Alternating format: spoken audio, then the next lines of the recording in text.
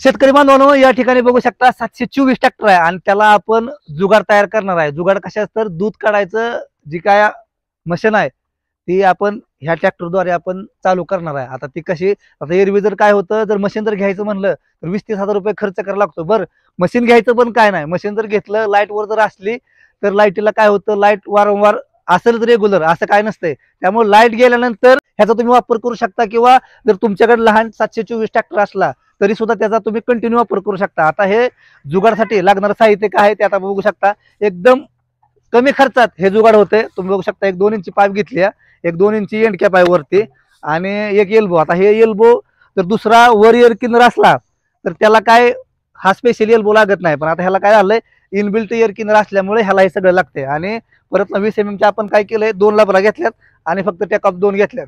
आता हे बसवायचं कसं आपण या व्हिडिओच्या माध्यमातून बघणार आहे.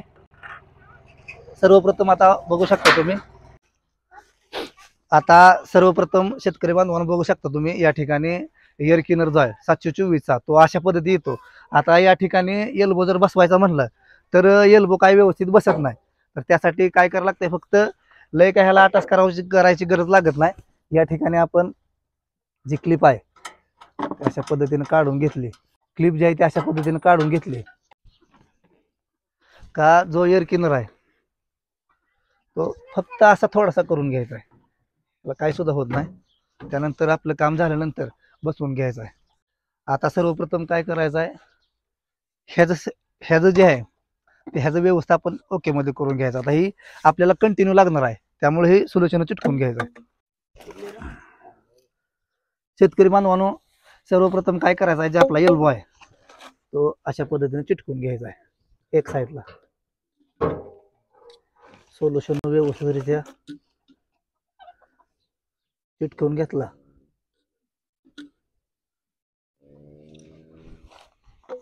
अशा पद्धतीने एल्बो चिटकून घ्यायचा. एल्बो चिटकून घेतल्यानंतर जे आपलं 2 इंची एंड कॅप आहे ते सुद्धा वर चिटकून घ्यायचं आहे.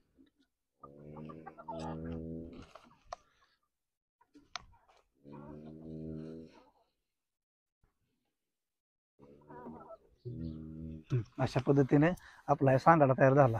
जर एअर किनर वर असता तर ह्या एल्बोची आवश्यकता लागली नसती. आता हा आपला झाला सगळा सेटअप ह्याचा. आता ह्याला आपण काय करणार आहे, तर होल मारून घेणार आहे. ह्याला 20 mm च्या ड्रिलनं होल मारून घेतलाय आपण. 2 होल मारायचे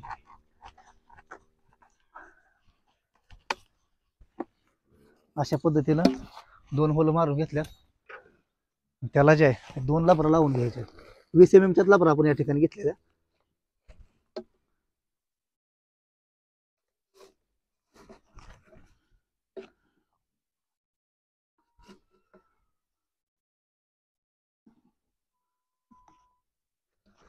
त्यानंतर जे आपलं काय टेकअप आहे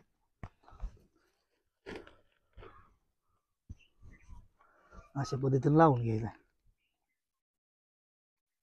आता हे 2 कशासाठी, तर एकातनं एअर वाढावा, हवा वाढावी, आणि एकातनं आपला जे आपण मशीनचा पाईप लावणार आहे ते थोडक्यात कॉम्प्रेसर टाईप त्याचं काम करावं यासाठी लावलंय.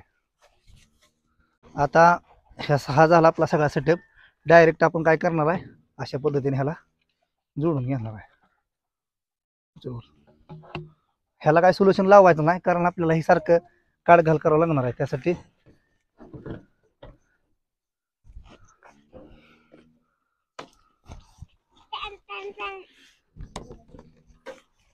तर अशा पद्धतीने झाला का, आणि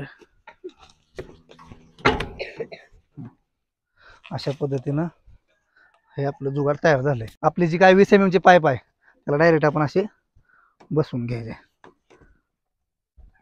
आता बसवून घेतली, डायरेक्ट जाय तो ट्रॅक्टर ऑन करायचा आणि डायरेक्ट दूध काढायला सुरुवात. ट्रॅक्टर जो आहे तो लो आयडलिंग म्हणजे एकदम चालवायचा आहे. ह्याला काय रेस वगैरे द्यायची नाही. त्यानंतर ट्रॅक्टर जो आहे तो न्यूट्रल करायचा. आपला न्यूट्रल झाला, डायरेक्ट आपली इथून आलेली जी पाईप जी आहे ते आले आमच्या बुराड बागायतात. बघू शकता तुम्ही, लागू बाबा, पाईप तुम्ही बघू शकता.